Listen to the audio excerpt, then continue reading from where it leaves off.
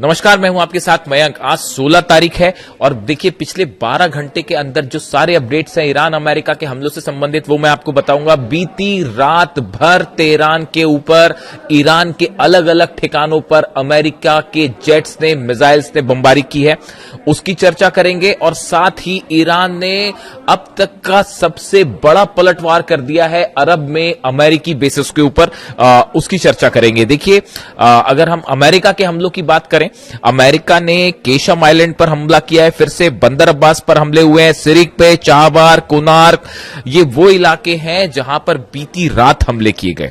इसके अलावा एक बार फिर ग्रेटर तुम और लेजर तुम जो इलाके वहां पर और अबू मूसा आइलैंड के ऊपर हमले किए गए। यानी करीब 10 ठिकाने ऐसे हैं ईरान के जिसके ऊपर बीती रात जो है अमेरिका की तरफ से बड़ी स्ट्राइक्स की गई हैं और कई घंटों तक ये बमबारी की गई। उसका नतीजा ईरान ने जबरदस्त पलटवार किया है और बताया जा रहा है कि ईरान की तरफ से एक बार फिर जॉर्डन में, बहरीन में और कतर में, तीनों जगह जो है वो अमेरिका के बेसिस को एक बार फिर हमले किए गए हैं।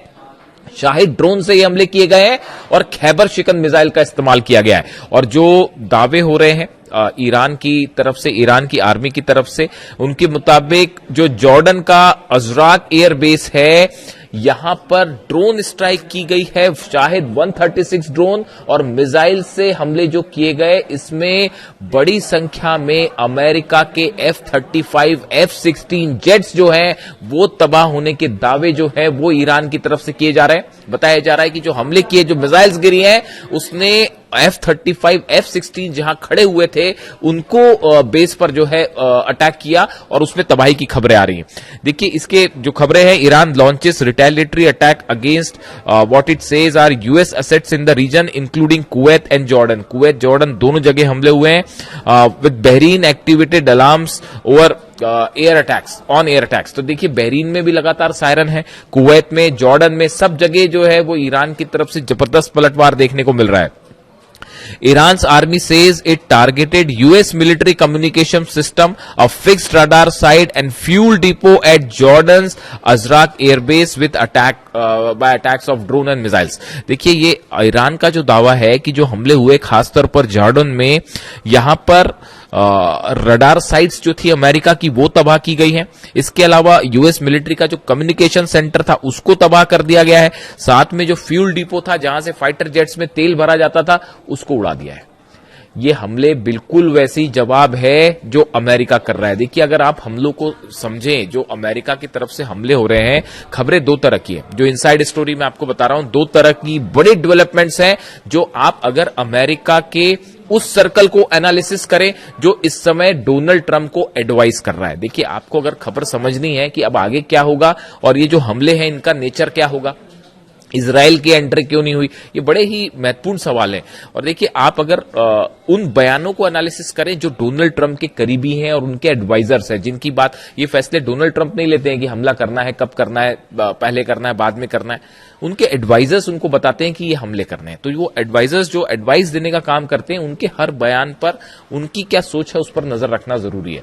अब देखिए हुआ ये कि आप देखिए जो हमले का नेचर है ये बताता है कि ईरान के जितने कम्युनिकेशन सेंटर्स हैं, मिसाइल सेंटर्स हैं, लॉन्च पैड्स हैं, जो रडार सिस्टम है, इनको कमजोर करने की कोशिश की जा रही है ताकि अगर ईरान के खिलाफ कोई बड़ा ऑपरेशन किया जाए तो उसमें जो है ईरान पर जो है ग्राउंड ऑपरेशन किया जाए। इस तरह की खबर है। आप देखिए ग्रेटर तुंब और लेजर तुंब और अबू मूसा, ये 3 आइलैंड्स ऐसे हैं जिस पर अब अमेरिका लगातार हमले कर रहा है।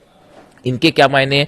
ये तीनों जगह ऐसी हैं, दीज आर, ये जो तीनों जगह ऐसी हैं, इनके बारे में कहा जाता है अगर आपको हॉर्मूज को कंट्रोल करना है तो ये तीनों जगह पर अगर आपने कब्जा कर लिया तो ये यहां से जहाज को निकलना आना, स्ट्रैटेजिक लोकेशन पर जो है वो आपका कब्जा हो जाएगा।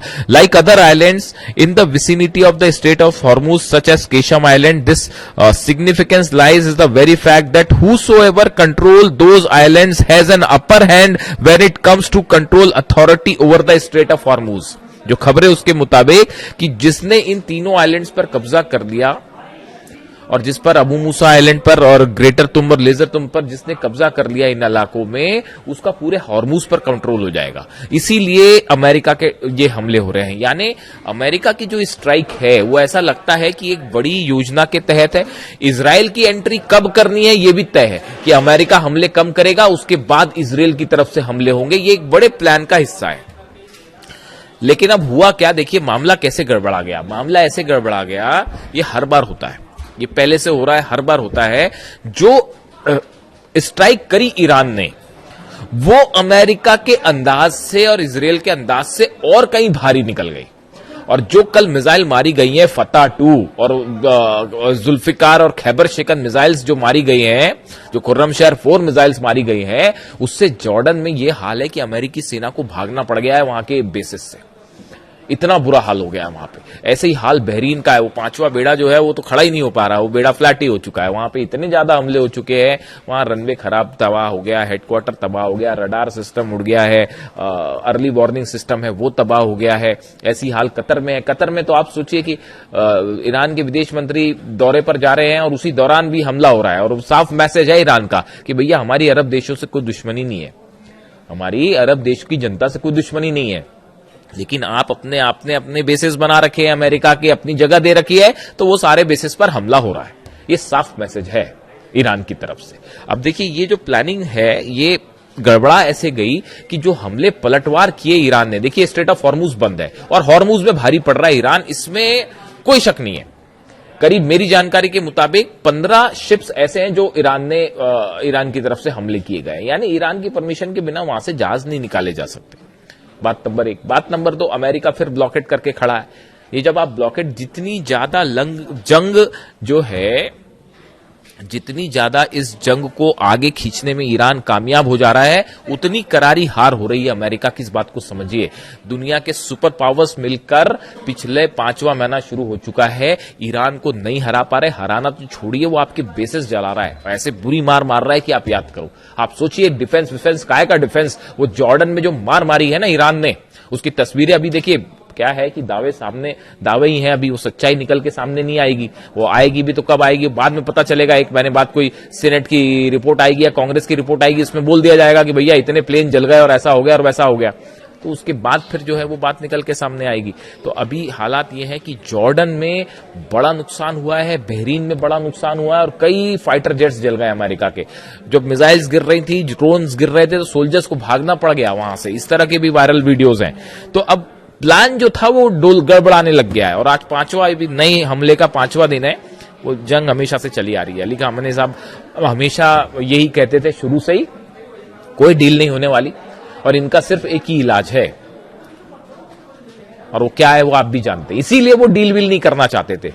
अली खामनेई साहब जो है ईरान के सुप्रीम लीडर, मैं इसलिए बार बार इस बात को दोहराता हूं, उनसे बेहतरीन मिलिट्री कमांडर आपको नहीं मिलेगा। वो जानते थे शुरू से कि क्या किसके मन में क्या मंशा है, कैसे रिसोर्सेस पर ईरान के कब्जा करने का प्लान है। वो हमेशा से इस बात को कहते रहे, इसीलिए वो कोई डील वील के चक्कर पे ही नहीं थे। और अब देखिए हालत वही है। आखिर ईरान भारी पड़ रहा है और मिसाइल्स के दम पे ही भारी पड़ रहा है।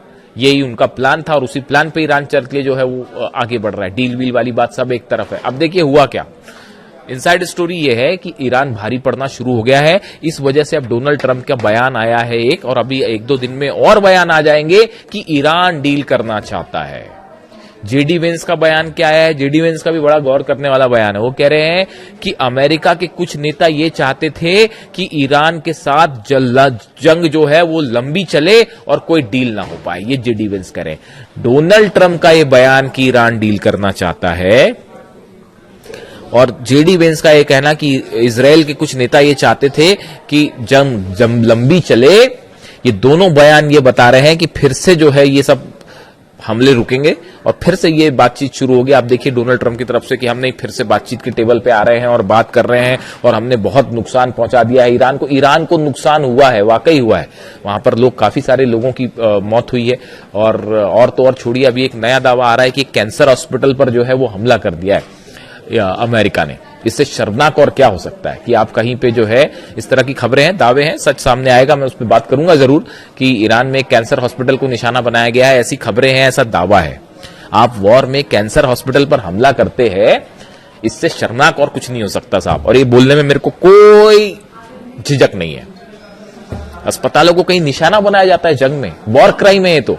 और आप देखिए, खैर अब जो 168 बच्चियों पर हमला कर सकते हैं वो कहीं भी हमला कर सकते हैं। हकीकत यह है साहब, देखिए मैं ज्यादा चीखना चिल्लाना नहीं करता, आराम से ही बताता हूं। हकीकत यह है, और जिसको मेरे से डिबेट करना है वो डिबेट कर लें किसी दिन। ईरान भारी पड़ना शुरू हो गया है और फिर से जो है अमेरिका झुकेगा और फिर से बातचीत करना शुरू करेगा। आप देख लीजिए, लिख लीजिए इस बात को। जो स्ट्राइक्स करी हैं ईरान ने,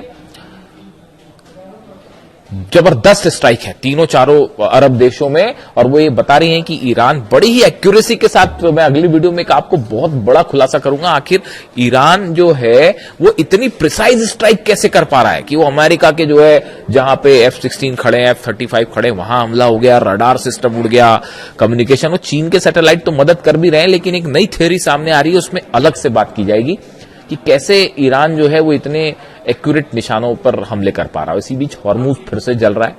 हॉर्मुज सब कुछ क्लोज्ड है, शटडाउन है, और हॉर्मुज में फिर ईरान ने साबित कर दिया है कि हराना तो छोड़िए, पीछे नहीं किया जा सकता ईरान को। फिलहाल स्ट्राइक्स जारी हैं। अब देखना यह है कि डोनाल्ड ट्रंप क्या चाहते हैं, फिर से बातचीत करते हैं या जंग कैरी ऑन करते हैं, वॉर को कैरी ऑन करते हैं। दो तरह के पॉइंट ऑफ व्यू हैं।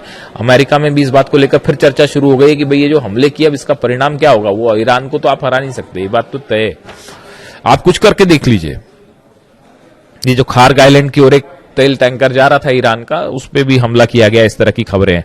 और अमेरिका ने जो हमले किए उसके बाद पूरे तेहरान के आसपास एयर डिफेंस सिस्टम कई जगह एक्टिवेट हो गए हैं। इस तरह की जो है वो तमाम जानकारियां निकल के आ रही हैं। लेकिन एक बार तय है, ईरान भारी पड़ना शुरू हो गया है और अगले कुछ घंटे बेहद अहम है। और इस तरह की बात आ सकती है फिर से कि वो फिर से बातचीत करते हैं और ये बात आएगी। ईरान कोई बात नहीं करना चाहता, समझ लीजिए ईरान का कंट्रोल अब IRGC के हाथ में है, किसी पॉलिटिकल लीडरशिप के हाथ में कंट्रोल नहीं है। आप इस बात को समझ लीजिए। जो फैसला करेंगे अहमद वाहिदी साहब करेंगे, ईरान की सेना करेगी। और खासकर अब अली खामेनी साहब के जनाजे में जो गुस्सा था, वो गुस्सा जो है वो ये बता रहा है कि अब किसी मुद्दे पर ईरान बात नहीं करेगा। ना न्यूक्लियर, भूल जाइए, यूरेनियम देना और न्यूक्लियर डील वील करना और IAEA का इंस्पेक्शन, ये सब ख्याली पुलाव है, भूल जाइए इसको। अब ये संभव ही नहीं है। अब सिर्फ जो होगा वो ईरान की शर्तों पर होगा, या तो मान लीजिए या जंग कर लीजिए। 5 महीने से लड़ रहे हैं और ईरान भारी पड़ रहा है। किसी को मेरी बात अटपटी लग रही हो तो अभी जॉर्डन से तस्वीरें आएंगी थोड़े दिनों बाद, है ना। मैं भी यही हूं, आप भी यही हैं, कहीं जाने की जरूरत नहीं है। जॉर्डन से भी तस्वीरें आने शुरू होंगी, बहरीन से तस्वीरें आनी शुरू होंगी, कतर से तस्वीरें आनी शुरू होंगी। और जिसे कहते हैं ना, ये बैरक बना, बैरक के ऊपर मिसाइल मारी है दन्न से, और वो इतनी एक्यूरेट प्रिसाइज स्ट्राइक से अभी वहां तस्वीरें आनी शुरू हो जाएंगी। ईरान की तरफ से ऐसे दावे हो रहे हैं। जो भी अपडेट होगा अब तक पहुंचाऊंगा। Thank you so much.